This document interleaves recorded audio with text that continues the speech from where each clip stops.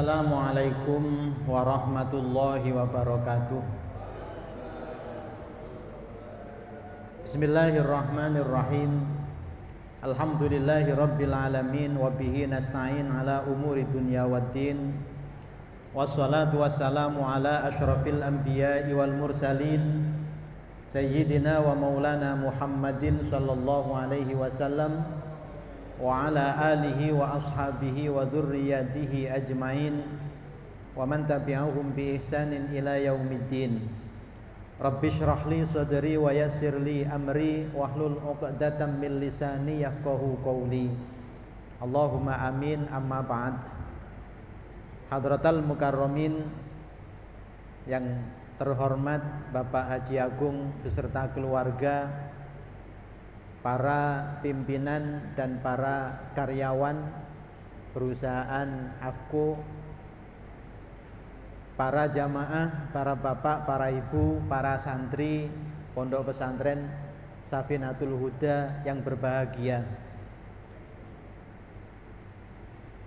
Mengawali pengajian malam hari ini, saya senantiasa mengajak kepada para jamaah semuanya untuk senantiasa bersyukur kepada Allah Subhanahu wa ta'ala.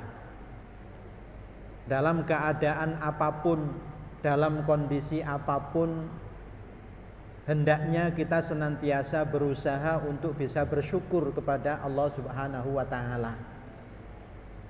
Karena dengan bersyukur inilah Allah Subhanahu wa ta'ala berjanji akan menambahkan rahmat nikmat yang telah diberikan kepada kita semuanya.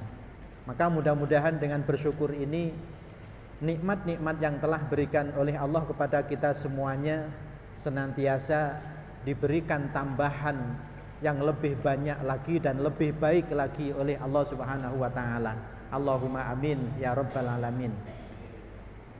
Salawat serta salam semoga tetap terlimpahkan kepada junjungan kita Nabi Agung Muhammad sallallahu alaihi wasallam, yang kita harapkan syafaatnya dan mudah-mudahan kita semuanya diakui sebagai umatnya. Allahumma amin. Bapak Ibu, para santri sekalian yang dirahmati Allah Subhanahu wa ta'ala, selanjutnya marilah bersama-sama pengajian malam hari ini kita buka dengan bacaan suratul Fatihah. Bismillahirrahmanirrahim. Ila hadratin nabiyil mustafa Muhammadin sallallahu alaihi wasallam wa alihi wa ashabihi wa dzurriyyatihi ajmain.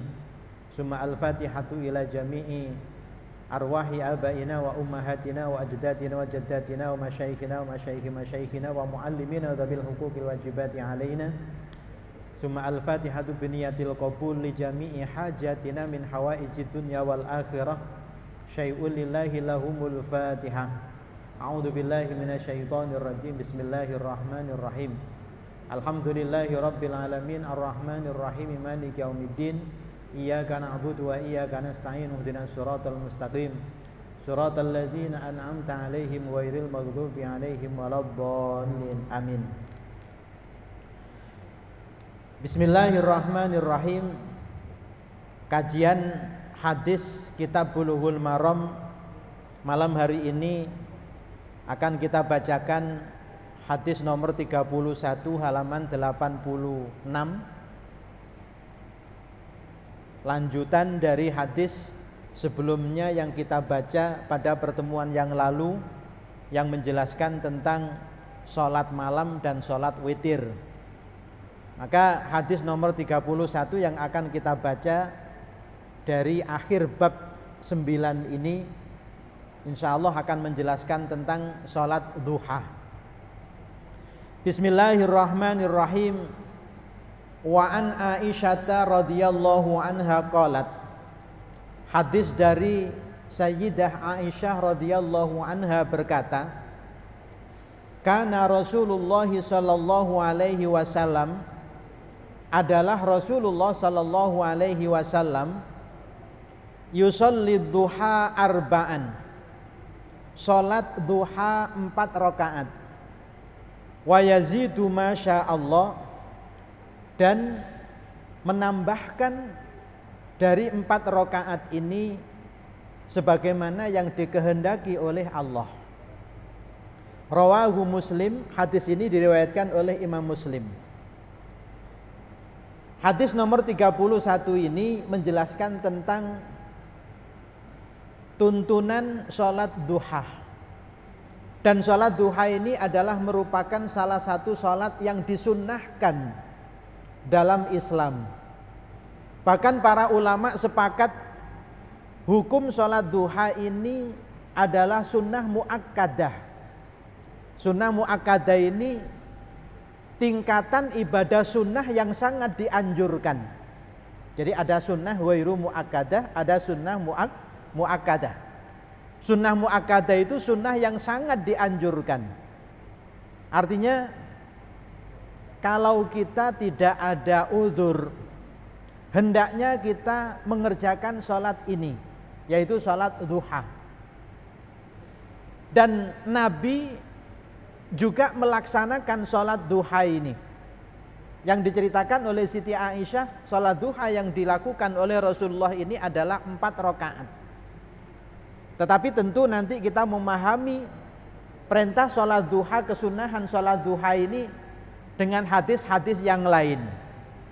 Karena banyak riwayat-riwayat tentang sholat duha ini sehingga kita dapat memahami perintah sholat duha ini dengan sebaik-baiknya, dan mudah-mudahan dengan pemahaman yang baik itu kita juga bisa mengamalkan dengan sebaik-baiknya dalam kehidupan kita sehari-hari. Allahumma amin. Hadis nomor 32, walahu anha. Walahu itu hadis riwayat Imam Muslim juga diriwayatkan dari Sayyidah Aisyah radhiyallahu anha, dari istrinya Rasulullah. Annaha su'ilat, bahwasanya Siti Aisyah suatu ketika ditanya oleh para sahabat, hal kana Rasulullah sallallahu alaihi wasallam yusalli duha? Qalat la illa ayyaji amin maghibihi. Siti Aisyah pernah ditanya oleh para sahabat Rasulullah, wahai Aisyah, apakah Rasulullah ini melakukan sholat duha? Dijawab oleh Siti Aisyah, qalat lah, tidak. Illa ayyaji amin maghibihi, kecuali jika Rasulullah datang dari bepergiannya. Yang satu sebelumnya tadi menyebutkan Rasulullah melakukan sholat duha 4 rakaat dan menambahkan dari 4 rakaat ini sebagaimana yang dikehendaki oleh Allah. Tapi hadis yang kedua ini riwayat dari Siti Aisyah, sama-sama riwayat dari Siti Aisyah. Ketika ditanya apakah Rasulullah itu melakukan sholat duha, dijawab tidak, kecuali ketika Rasulullah ini pulang atau datang dari bepergiannya. Maka cara memahami hadis-hadis yang seperti ini harus hati-hati, harus dipahami dengan beberapa hadis lainnya yang berkaitan tentang sholat duha. Sehingga nanti dari sekian hadis yang menjelaskan tentang sholat duha, meskipun antara satu hadis dengan hadis yang lainnya itu seolah-olah berlawanan, maka kita dapat mengambil kesimpulan yang benar, mengambil hukum yang tepat. Jadi inilah pentingnya kita belajar itu, ketika membaca hadis itu tidak sepotong-sepotong, tetapi membaca hadis dengan lengkap. Sebab kalau kita hanya membaca hadis ini nomor 32 tadi, ini Rasulullah itu dijawab oleh Siti Aisyah ketika ditanya apakah Rasulullah mengerjakan sholat duha, dijawab tidak, kecuali hanya ketika datang dari bepergiannya. Ini kan seolah-olah Rasulullah itu hanya sholat duha itu jarang. Jadi jarang-jarang mengerjakan sholat duha, ya. Padahal Siti Aisyah ini adalah salah satu dari istri Rasulullah. Artinya riwayat-riwayat yang lain itu nanti bisa jadi berbeda dengan apa yang diriwayatkan oleh Siti Aisyah ini, sehingga pemahamannya itu saling melengkapi. Jadi bukan saling berlawanan, tetapi saling melengkapi. Walahu anha. Nah, ini juga dari Siti Aisyah juga riwayat hadisnya dari Imam Muslim. Ma ra'aitu Rasulullah sallallahu alaihi wasallam yusolli qattun subhatad duha. Saya tidak melihat Rasulullah sallallahu alaihi wasallam sama sekali melakukan sholat duha. Wa inni la usabbihuha. Akan tetapi saya, kata Siti Aisyah, sungguh telah melakukan sholat duha. Dilanjutkan hadis berikutnya, an Zaid bin Arqam radhiyallahu anhu anna Rasulullah sallallahu alaihi wasallam qala sholatul awwabina hina tarmidul fisal. Sholatul awwabin. Ada yang mengatakan sholat duha itu disebut dengan sholatul awwabin. Awwabin itu maknanya orang-orang yang banyak berzikir kepada Allah. Awwabin itu artinya orang-orang yang banyak berzikir kepada Allah. Di antara ciri orang-orang yang banyak berzikir kepada Allah itu adalah mengerjakan sholat duha. Sholatul awwabin, sholatnya orang-orang yang banyak berzikir kepada Allah. Hina tarmidul fisol, ketika anak unta mulai merasakan panas. Anak unta mulai merasakan panasnya terik matahari, itu difahami oleh para ulama sebagai waktu dimulainya sholat duha. Sebagai waktu dimulainya sholat duha. Dan sholat duha di sini dalam hadis ini disebutkan sebagai tradisi sholatnya orang-orang yang banyak berzikir kepada Allah Subhanahu wa taala. Rawahu Tirmidzi, hadis ini diriwayatkan oleh Imam At-Tirmidzi. Ma'asyiral muslimin, Bapak Ibu yang dimuliakan oleh Allah Subhanahu wa taala. Salah satu hikmah Allah memberikan banyak pilihan-pilihan ibadah di dalam Islam, di mana ibadah-ibadah ini bukan merupakan ibadah wajib, tapi merupakan ibadah sunnah. Jadi kalau dibandingkan antara ibadah wajib dengan ibadah sunnah, itu jauh lebih banyak ibadah sunnah. Sholat misalnya, itu sehari semalam hanya 5 kali. Tapi kalau sholat sunnah dihitung semuanya. Ada sholat yang mengiringi sholat fardu yang disebut dengan sholat rawatib, itu ada yang qobliyah, ada yang ba'diyah. Padahal sholatnya hanya satu, yang wajib.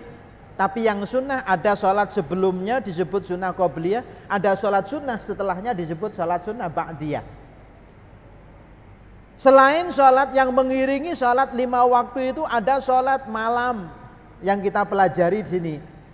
Ada sholat tahajud, ada sholat witir yang jumlah rakaatnya dan cara mengerjakannya yang dicontohkan oleh Rasulullah itu juga begitu bagus, begitu lama.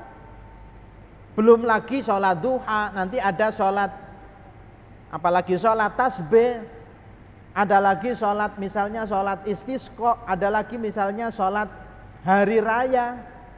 Dan sholat-sholat yang lain yang disunahkan di dalam Islam itu macamnya sangat banyak sekali. Hikmahnya adalah agar kita sebagai orang Islam yang diberikan pilihan-pilihan sholat sunnah itu tidak merasa bosan. Tidak merasa bosan dengan ibadah-ibadah yang disediakan oleh Allah Subhanahu wa ta'ala itu. Jadi diberikan macam-macam variasi, macam-macam ragam sholat sunnah, agar supaya umat ini tidak merasa bosan ketika beribadah kepada Allah Subhanahu wa ta'ala. Karena sunnah bisa pilihan-pilihannya. Kalau kita tidak bisa istiqomah sholat tahajudnya, kita istiqomah sholat qobliyah ba'diyahnya. Kalau kita tidak bisa sholat qobliyah ba'diyahnya dengan istiqomah, misalnya kita masih punya pilihan lagi sholat, misalnya sholat sunat duha misalnya, di mana masing-masing sholat-sholat sunnah ini memiliki keutamaan-keutamaan yang sangat besar. Termasuk sholat tahajud kemarin, sholat witir kemarin, yang sudah kita jelaskan pahala-pahala yang dijanjikan oleh Allah Subhanahu wa ta'ala yang begitu besar itu. Tentu kalau kita misalnya mengerjakan semua sholat-sholat sunnah yang disyariatkan, yang diajarkan, ini tentu sangat berat. Oleh karena itulah ada beberapa sholat-sholat sunnah ini yang kemudian oleh Rasulullah ini hanya dicontohkan kepada umatnya, beberapa kali saja dikerjakan oleh Rasulullah, tetapi kemudian setelah itu Rasulullah tidak memperlihatkan ibadah yang dikerjakannya ini kepada umatnya, kepada sahabat-sahabatnya, termasuk sholat duha. Maka anak-anak sekalian, hadis-hadis yang menceritakan salah satunya Rasulullah ini melakukan sholat duha, tetapi hadis-hadis yang lain menceritakan bahwa sholat duha yang dikerjakan oleh Rasulullah itu hanya ketika datang dari bepergian. Ini juga dalam rangka agar supaya umatnya ini tidak terbebani dengan kesulitan yang sangat berat. Jadi hanya diberikan contoh oleh Rasulullah salat yang disunahkan dan diperlihatkan kepada para sahabat. Setelah itu Rasulullah kemudian tidak mengerjakan yang dapat dilihat oleh sahabat-sahabatnya yang lain. Ini tujuannya supaya para sahabat itu tidak menganggap bahwa sholat-sholat sunnah itu menjadi sholat wajib. Ya, kalau sudah menganggap yang sunnah menjadi wajib, ini yang berat. Ya, jadi sholat sunnah ditempatkan sebagai sholat sunnah, artinya kalau memang ada udzur misalnya tidak mengerjakan sholat sunnah itu tidak menjadi beban, tidak apa-apa. Ya, ini yang dicontohkan oleh Rasulullah. Begitu juga ketika Rasulullah sholat tarawih kan, kisahnya kan Rasulullah itu sholat di masjid pada bulan Ramadan malam hari. Disaksikan oleh para sahabat-sahabat semuanya. Hari kedua Rasulullah ke masjid lagi sholat tarawih itu. Istilah tarawih baru muncul ketika zaman sahabat Umar. Para sahabat-sahabat yang melihat Rasulullah sholat itu ikut di belakangnya. Ya, besoknya lagi hari ketiga tambah banyak. Maka hari keempat ketika banyak sahabat yang menunggu di masjid, ternyata Rasulullah tidak keluar. Tidak keluar untuk sholat bersama-sama dengan para sahabatnya itu. Maka ketika ditanya, Rasulullah memberitahukan bahwa saya khawatir kalau saya mengerjakan sholat sunnah setiap hari dan kamu menyaksikannya itu, kamu akan menganggap bahwa sholat ini adalah termasuk sholat wajib. Itu hikmahnya begitu. Maka ya kita sendiri juga begitu. Jadi artinya kalau memang betul-betul ada kesempatan ya untuk mengerjakan ibadah-ibadah sunnah itu sebaiknya kita kerjakan. Tapi kalau misalnya ada udzur, ya tidak apa-apa, misalnya kita tinggalkan. Tapi kalau kebiasaan kita itu mengerjakan, beda ya dengan kebiasaan mengerjakan dengan kebiasaan tidak mengerjakan. Maka ketika ada udzur dan kita tidak bisa mengerjakan itu, pahala ibadah itu tetap diberikan oleh Allah meskipun kita tidak bisa mengerjakannya. Itulah pentingnya istiqomah. Ya, sekali lagi sering kita sampaikan bahwa istiqomah itu lebih utama. Ibadah yang sedikit tapi bisa dikerjakan dengan istiqomah itu lebih utama dibanding dengan ibadah yang banyak tapi tidak istiqomah. Tentu kalau yang lebih utama lagi, ibadah itu banyak dan istiqomah. Ya, sama dengan sedekah itu yang kemarin kita jelaskan. Sedekah sedikit tapi ikhlas itu lebih baik daripada sedekah yang banyak tapi tidak ikhlas. Bagi orang yang sedekah, tapi bagi orang yang menerima sedekah kebalikannya. Sedekah yang banyak meskipun tidak ikhlas itu lebih baik daripada sedekah yang sedikit meskipun ikhlas. Bagi yang menerima kan yang penting banyak. Orang yang sedekah ikhlas atau tidak ikhlas itu bukan urusannya. Itu urusan orang yang sedekah kan begitu. Bapak Ibu hadirin yang dimuliakan oleh Allah Subhanahu wa taala. Hadis nomor 35, wa an Anasin radhiyallahu anhu qala Rasulullah sallallahu alaihi wasallam, man shallad duha isnatai asyrata raq'atan banallahu lahu qasran fil jannah. Barang siapa yang sholat duha 12 rakaat, ini jumlah rakaat maksimal dalam sholat duha itu adalah 12 rakaat. Tentu cara mengerjakannya adalah 2 rakaat salam, 2 rakaat salam, berarti 6 kali salam kali 2 berarti jumlahnya 12 rakaat. Itu jumlah maksimal sholat duha. Jumlah minimalnya 2 rakaat. Ya, ditambahkan lagi 4 rakaat bagus sebagaimana yang dicontohkan oleh Rasulullah. 6 rakaat lebih baik, 8 rakaat akan lebih sempurna. 12 rakaat luar biasa gitu ya, luar biasa. Jadi kata Rasulullah, barang siapa yang sholat duha 12 rakaat, banallahu lahu, Allah akan membangunkan untuknya qasron, istana fil jannati, di surga. Masya Allah. 4 rakaat itu berapa lama sih? 12 rakaat itu berapa lama sih kalau kita mau mengerjakan? Ya misalnya kita pas tidak kerja, hari Ahad misalnya kan ada hari libur. Pagi misalnya kita gunakan untuk sholat duha 12 rakaat. Kalau misalnya tidak bisa setiap hari, ya pas hari libur itu saja 12 rakaat. Maka Allah menjanjikan bagi orang yang mengerjakan sholat duha 12 rakaat itu akan dibangunkan untuknya istana di surga. Insya Allah. Istana di surga itu digambarkan oleh Rasulullah. Yang paling jelek itu istana yang paling jelek di surga, yang kelasnya paling rendah. Ya, kalau kamar hotel itu ya kelas yang paling rendah ya. Itu bandingannya sama dengan istana terbaik di dunia 4 kali lipatnya. Rasulullah ketika menjelaskan kepada para sahabat itu seperti itu. Istana terbaik di dunia itu 4 kali lipatnya misalnya, itu adalah kelas istana paling rendah di surganya Allah Subhanahu wa ta'ala. Maka Bapak Ibu yang dimuliakan oleh Allah, kalau kita menggunakan ukuran-ukuran akhirat, ya maka berapapun nilai pahala yang dijanjikan oleh Allah dari ibadah-ibadah yang diperintahkan itu, maka sesungguhnya itu nilainya masih sangat kecil dibanding kalau kita mengukur nilai pahala yang dijanjikan oleh Allah itu dengan ukuran nilai dunia. Halo.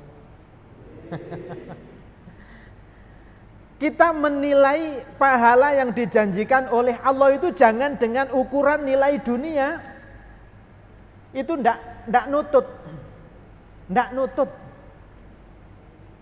Sebaik apapun nilai dunia, sebanyak apapun nilai dunia, itu adalah sangat rendah kalau kita menggunakan untuk menilai pahala akhirat yang dijanjikan oleh Allah Subhanahu wa ta'ala. Makanya dunia itu sebenarnya dan dari bahasa Arab ya, dunia itu dari kata bahasa Arab. Arti dunia itu sendiri artinya adalah paling rendah. Arti dunia itu sebenarnya adalah paling rendah dibanding dengan nilai pahala yang disediakan, yang disiapkan oleh Allah di akhirat. Berapapun banyak nilai dunia dibanding dengan nilai yang paling rendah di akhirat, itu masih lebih tinggi nilai pahala yang paling rendah yang dijanjikan oleh Allah di akhirat. Itu yang dapat kita temukan di dalam surat Al-Baqarah ayat terakhir surat Al-Baqarah, insya Allah di juz 2 atau ayat terakhir menjelang juz 3 di situ. Di innalladzina kafaru wa matu wa hum kuffarun la yuqbala min ahadihim mil'ul ardi dhahabaw walawif tadabi. Orang-orang kafir orang-orang kafir itu, orang yang tidak punya iman, ya, ketika mereka mati dalam keadaan kafir, ya, ketika mereka mati dalam keadaan kafir, maka seandainya mereka mati itu dengan membawa mil'ul ardi dhahaba. Mil'ul ardi dhahaba itu emas sepenuh bumi. Emas sepenuh bumi. La yuqbala minhu. Maka emas sepenuh bumi yang dibawa oleh orang kafir itu untuk menebus kekafiran mereka, untuk membeli keselamatan di akhirat, di surganya Allah Subhanahu wa ta'ala, itu tidak akan diterima oleh Allah Subhanahu wa ta'ala. Fala yuqbala min ahadihim mil'ul ardi dhahabau walawif tadabih. Seandainya mereka mampu, walawif tadabih, seandainya orang-orang kafir yang mati dalam keadaan kafir itu seandainya mampu, padahal tidak ada yang mampu, ya, menebus kekafirannya dengan emas sepenuh bumi. Emas sak dunyo itu milik dia satu orang, dikumpulkan jadi satu oleh orang kafir ini, diberikan kepada Allah untuk menebus kekafirannya supaya dia diberikan keselamatan di akhirat. Itu ternyata tidak akan cukup untuk menebus itu. Insya Allah kita bisa bayangkan kalau orang itu bisa punya emas sak dunia itu miliknya sendiri kan. Padahal kan nggak ada orang yang punya emas sampai sak dunia itu miliknya sendiri, kan nggak ada, ya, nggak ada. Nah, maka ini nilai daripada iman, ya, yang dihargai oleh Allah Subhanahu wa ta'ala nanti di akhirat itu seperti itu. Makanya kita ditakdirkan oleh Allah menjadi orang yang beriman, itu adalah merupakan nikmat yang paling besar dari nikmat-nikmat yang diberikan oleh Allah Subhanahu wa ta'ala kepada hambanya. Nikmat yang paling besar.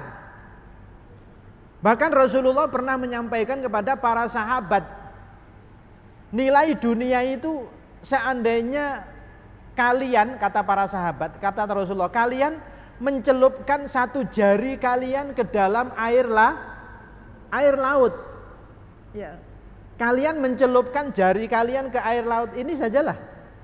Air laut itu berapa botol? Kita bisa bayang, dicelupkan satu jari ini ke dalam air laut kemudian diangkat. Bandingkan antara air yang membasahi jari itu dengan air lautannya. Bandingkan. Berapa bandingannya?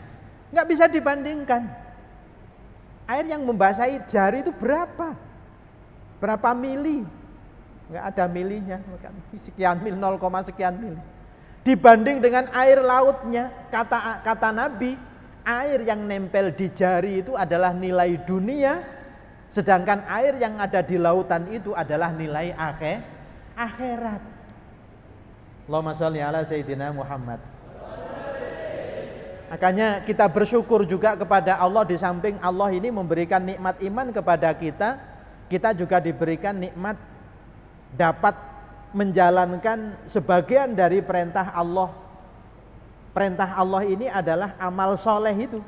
Salah satunya yang kita kerjakan hari ini adalah mencari ilmu, tolabul ilmi. Itu bagian dari amal soleh. Iman itu kalau dibarengi dengan amal soleh akan menjadi lebih bernilai harganya di sisi Allah Subhanahu wa ta'ala. Makanya gandengannya iman di dalam ayat Al-Quran itu mesti dengan amal soleh. Wal asri innal insana lafi khusr illal ladzina amanu wa amilus sholihat. Itu gandengannya iman. Jadi kalau kita sudah diberikan nikmat iman oleh Allah, itu adalah nikmat yang paling besar. Dan nikmat iman ini akan semakin besar nilainya jika dibarengi dengan amal soleh. Wabasyiril ladzina amanu wa amilus sholihat. Dalam ayat-ayat Al-Quran kata-kata iman itu selalu dibarengi dengan kata-kata wa amilus sholihat. wattini wazzaituni wa turi sinina wa hadzal baladil amin laqad khalaqnal insana fi ahsani taqwim summa radadnahu asfala safilin illal ladzina amanu wa amilus shalihat. Gandengannya iman itu adalah wa amilus shalihat. Jadi enggak cukup dengan hanya beriman saja. Ya kita harus berusaha untuk beramal soleh. Amal soleh ini adalah amal-amal yang diperintahkan oleh Allah Subhanahu wa ta'ala. Jadi itu Bapak Ibu hadirin hadirat yang dimuliakan oleh Allah, para santri yang dirahmati oleh Allah, bahwa dalam ibadah-ibadah sunnah itu Allah menjanjikan nilai pahala yang sangat besar. Dalam sholat duha ini Allah Subhanahu wa ta'ala menjanjikan pahala berupa dibangunkan bagi orang itu istana di surganya Allah Subhanahu wa ta'ala.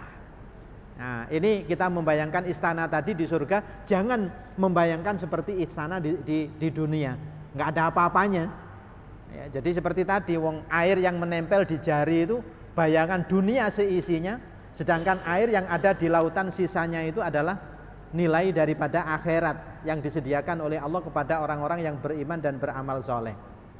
Wa an Aisyah radhiyallahu anha qalat, dari Sayyidah Aisyah radhiyallahu anha berkata, dakhala Rasulullah sallallahu alaihi wasallam baiti. Rasulullah suatu hari masuk ke dalam rumahku, kata Siti Aisyah. Fa shalla, kemudian beliau salat ad-duha, salat duha. Sama niya rakaatin, sebanyak 8 rakaat. Makanya tadi ada yang 4 rakaat, ada yang 12 rakaat, ada yang 8 rakaat. Itu artinya bahwa sholat duha ini tidak harus dikerjakan sekian rakaat, tapi minimal adalah 2 rakaat. Yang 2 rakaat Bapak Ibu yang dimuliakan oleh Allah, ini mungkin hadis tidak ada di dalam kitab Bulughul Maram ini, tetapi ada di kitab yang lain, dan hadis ini sangat populer dari sahabat Anas bin Malik radhiyallahu anhu. Hadisnya dari sahabat Anas bin Malik. Rasulullah sallallahu alaihi wasallam bersabda, begini sabdanya, man shalla al-fajr fi jama'atin, barang siapa yang sholat subuh berjamaah, summa qa'ada, kemudian setelah sholat subuh itu dia tidak langsung pulang, tidak langsung meninggalkan tempat sholat di masjidnya itu, tapi dia duduk. Yadzukurullaha ta'ala, duduknya ini adalah untuk berzikir kepada Allah. Ini santri-santri sangat memungkinkan untuk melakukan ini.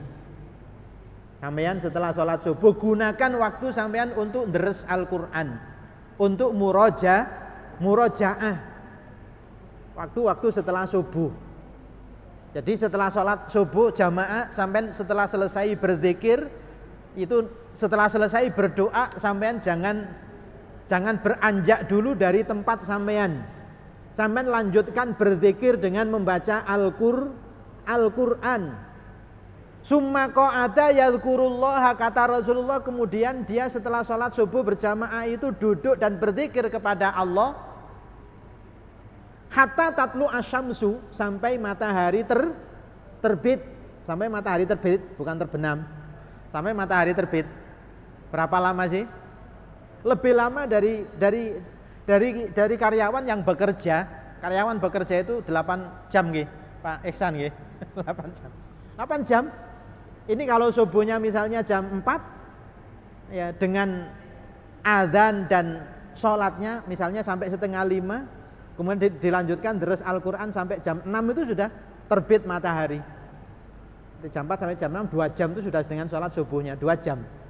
Summa qa'ada yadhkurullaha ta'ala hatta tatlu asyamsu.